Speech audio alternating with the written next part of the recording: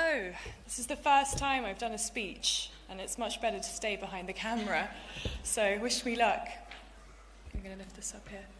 So in 2017, on November 12th, I landed at Heathrow Airport after spending 3 weeks in one of the most hospitable and generous countries I've visited.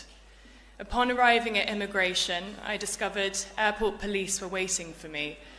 I was guided into a private room, sat down, and looked up to see 3 officers with faces of concern. "Are you safe?" they asked me. "We were notified you'd landed from Baghdad." I had just arrived in London after walking the Arbaeen pilgrimage, the world's largest annual pilgrimage in Iraq, for the first time. Perhaps I was the only foreigner on that flight, or perhaps there was something going on I didn't know about. Either way, the sight of someone like me returning from Iraq had officers concerned for my safety. When I was invited to walk Arbaeen, it was out of the blue and only 2 weeks before the pilgrimage, but I felt compelled to say yes. I accepted for a multitude of reasons, but more than anything, I believed strongly that there was surely more to Iraq than conflict. By accepting the invitation, I was fighting against all my senses, after growing up in the UK and only seeing a war-torn Iraq in the media. I was anxious, 24 at the time, not Muslim, white middle class, from Surrey. I'd never visited the Middle East before, had not met a Muslim until I was 16, and my family's experience of the Middle East extends to Lebanese wine. I'm a photojournalist, and up to this point in 2017, I had been working for 3 years, documenting stories focusing on female empowerment, human rights, and the environment. I became increasingly aware over those years of those who profited from pandering to the fears of the general public, particularly in the West. I noticed the shades of grey, the inherent bias, and at times the blatant lies. I noticed the more I travelled and the more I questioned, the smaller the world felt, and as I moved through it, but parallel to that, how infinitely large it can be. When I started this career, I was advised by several journalists that to get attention and be successful, I would have to cover conflict in the Middle East. I was advised to invest in the very narrative that I now defiantly fight against.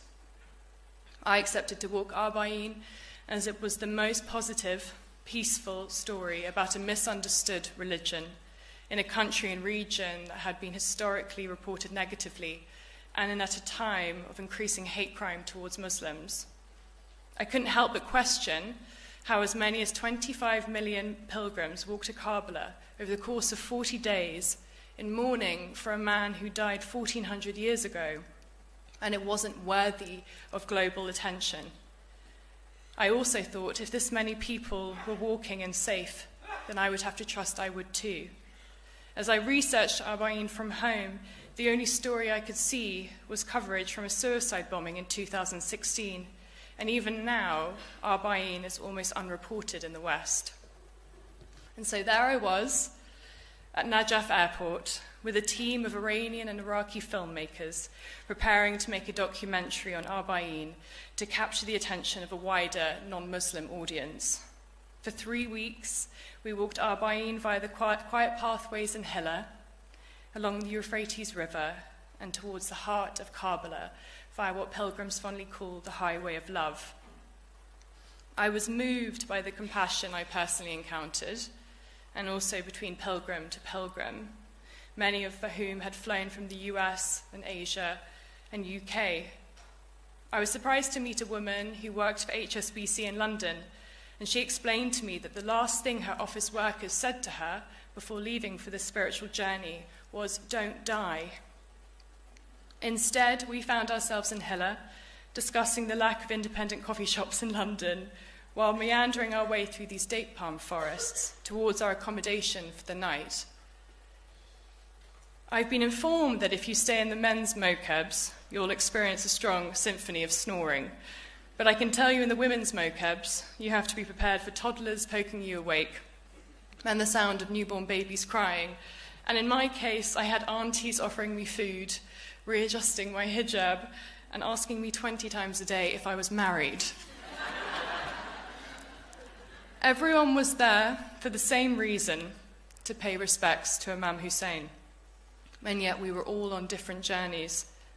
While I'm not Muslim, I found the message of Arbaeen at an enormously transitional point in my life, and I found many pilgrims had decided to walk Arbaeen after losing a loved one or fleeing conflict, those who had waited much of their life to be there in their 80s and 90s. And I also learned that in 2017 and 2018, more women than men walked Arbaeen. When we reached Imam Hussein's shrine the day before Arbaeen, I stood on a rooftop looking out at a stream of pilgrims arriving in the city, and at my colleagues knelt on the floor weeping in the presence of Imam Hussein's shrine. I felt overwhelmed and confused. How could up to 25 million people walk in peace every year and no one know about it? How could they mourn for Hussein as if he had just died that day? And how could one man unify so many people in one place, and yet so few globally know about it? This is something I continue to reflect on in Iraq as we finish filming, and when I returned back to the UK. I spent 2018 deeply frustrated by the contrast between my experiences and what the British media spouted. 2 weeks before Arbaeen in 2018, I contacted my friend Farzan and I asked if we could walk it again. This time, we were without a documentary film crew. I wasn't sharing a polished film, but rather videos of everyday encounters shot on iPhone with pilgrims and locals as we shared food and tea, experiences and company. While Arbaeen is no doubt a time of deep mourning, there is so much joy to be found too. In the most sensitive and raw of times, we can, as people, be softer than ever, and that is certainly the case for Arbaeen.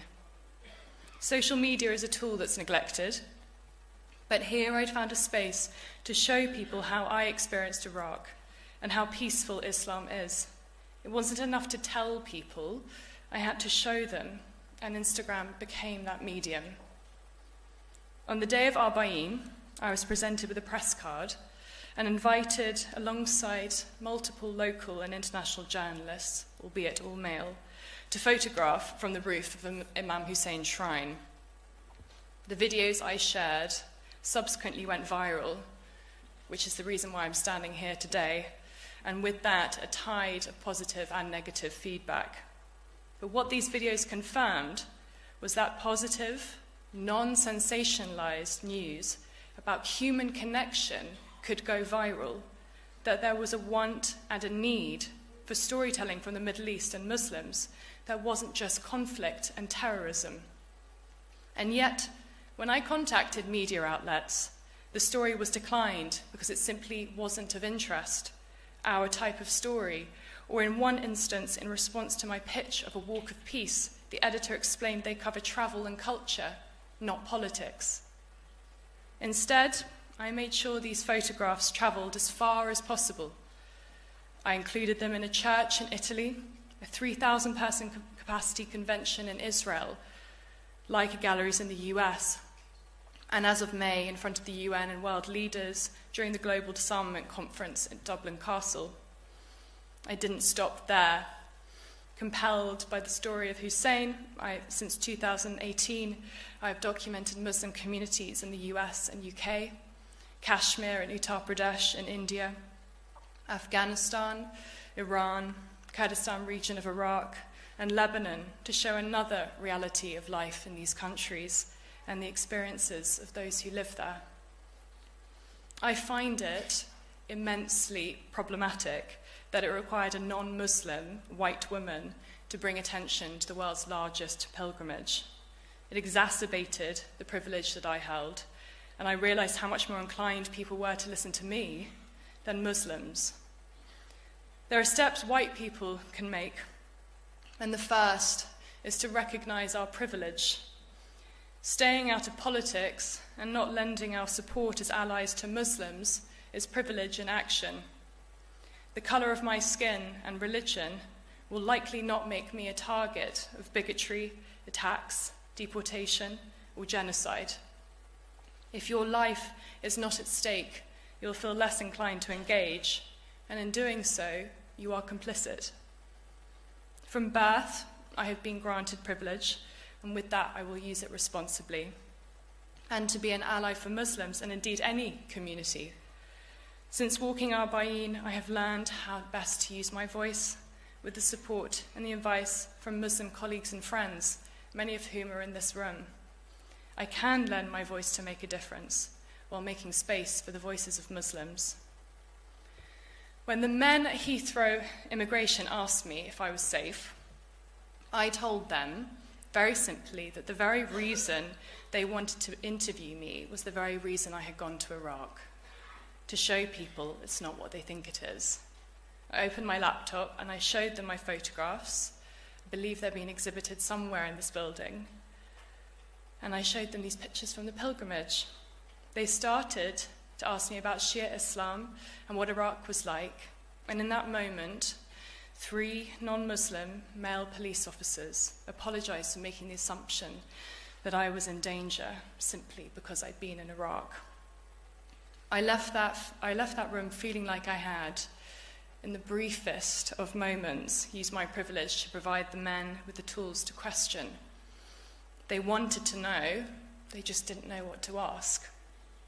Many of us don't have the courage to ask the questions, and many of us will bypass this requirement and come to our own conclusions about people and communities. And likewise, it isn't the responsibility of Muslims to educate non-Muslims, but I'm hopeful that those with privilege, like myself, can not only support Muslims, but also encourage non-Muslims to engage in activism. Journalism has the power to bring about change, to shift perspective, to empower. It always has, and it always will. And the choice is how we use it. We must collectively stand up on the right side of history, to never be silent bystanders, and to stand up against injustice, just as Imam Hussein did 1400 years ago. There's no more important message in my life to share than this. And thank you, Imam Hussein Summit, for inviting me here today.